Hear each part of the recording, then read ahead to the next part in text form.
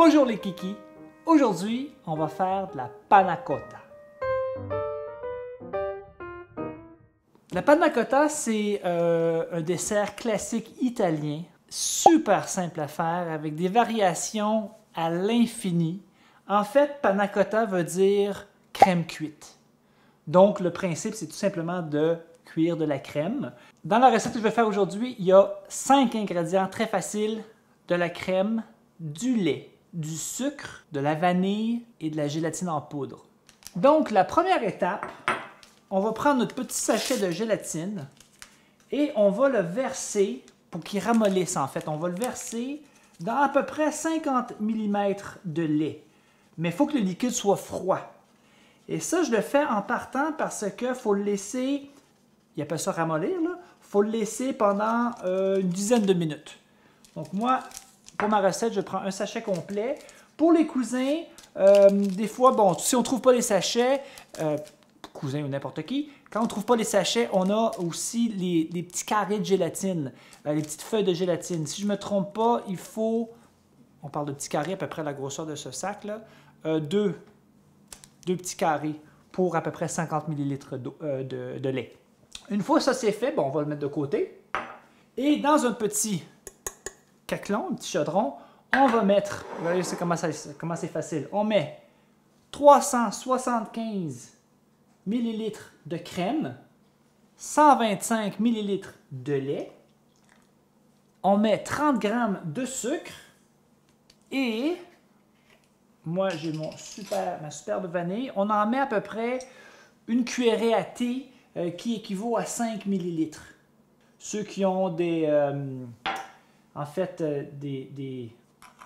gousses de vanille pouvaient fendre la gousse, enlever les grains dedans et tout mettre à même la crème.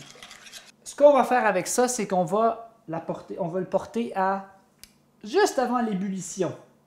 Une fois qu'on arrive, que ça commence à bouillir, on arrête tout et on va l'enlever du feu.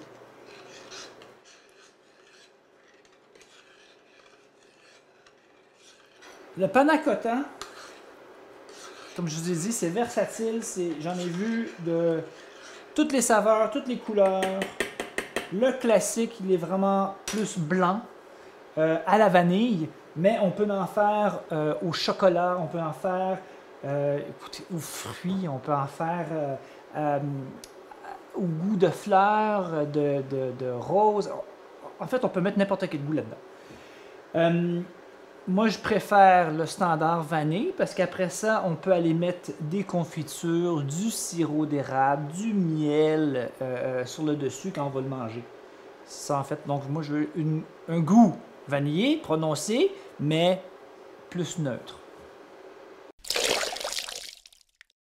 Ma minute d'humilité aujourd'hui, ça fait peut-être... En fait, la première fois que j'ai goûté de la panna cotta, ça doit faire peut-être 2 mois de ça. J'en avais toujours entendu parler. Et en fait, j'avais pas tellement idée c'était quoi. Je l'ai goûté dans un restaurant, j'ai dit, il faut absolument que je fasse ça. Et moi, j'étais sûr que c'était à cause de panna cotta. Panna, je pensais que c'était un pain. Donc, j'avais l'impression que j'ai toujours évité parce que j'avais l'impression que c'était un pain aux fruits confits. Évidemment, j'avais tort parce que clairement, c'est pas un pain. C'est arrivé à ébullition. Juste au point, juste avant, je m'enlève du feu. Et tout de suite,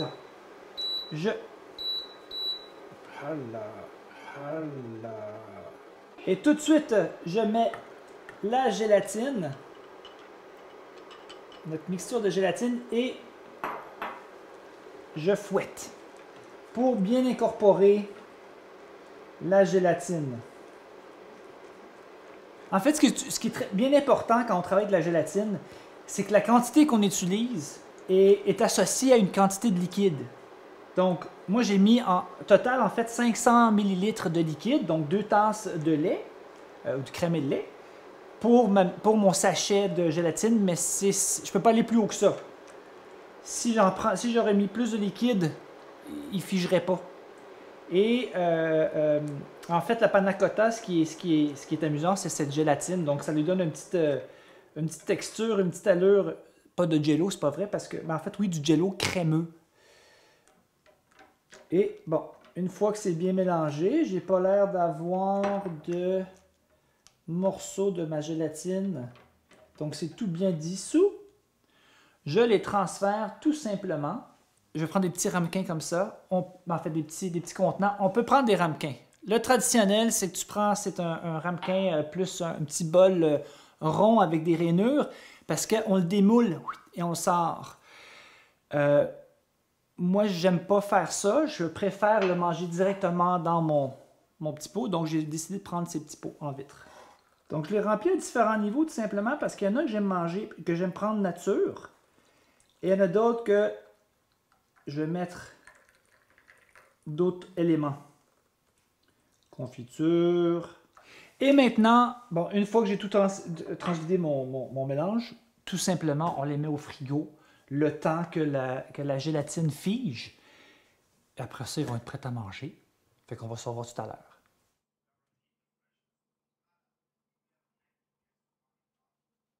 Hey, ont-ils l'air bons? Toute la nuit, en fait, moi, c'est arrivé parce que j'ai fait ça tard hier soir. Donc, ils ont passé la nuit là, et là, je les ai démoulés. Et les différentes... Ouais. C'est là que tu arrives, hein? T'étais où, là, depuis le début de la vidéo? J'attendais que ce soit prêt. Franchement.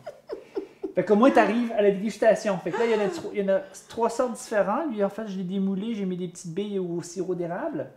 On voit les au bleuet. On voit bien les grains de vanille. Ouais. Bleuet, et lui, c'est en verrine avec des cerises. OK. C'est la plus belle, je trouve. Vas-y. OK.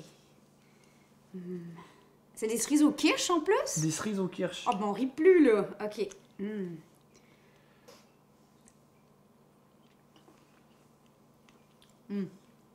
C'est bon, ça? Oh, bye bye. Ah, si je vais goûter aux cerises au kirsch, ça me tentait. C'est génial, fait qu'en fait, les gens peuvent le servir comme ils ont bien envie, si vous utilisez des verrines. Comme j'ai dit, il y a des millions de variations pour des panna cotta. En fait, c'est à vous de décider comment vous préférez ça. Oh, j'en ai eu partout. Ouais, Juste goûter au bien naturel. Oh, la consistance. Ouais, c'est beau, hein? Donc, vous voyez, c'est super facile. J'aime mieux ça en version... Les premières fois que Chérie le faisait, c'était un peu plus riche. Puis cette version-là, ah non, je l'ai allégé, là, parce que juste la crème, là, c'est trop, c'est trop.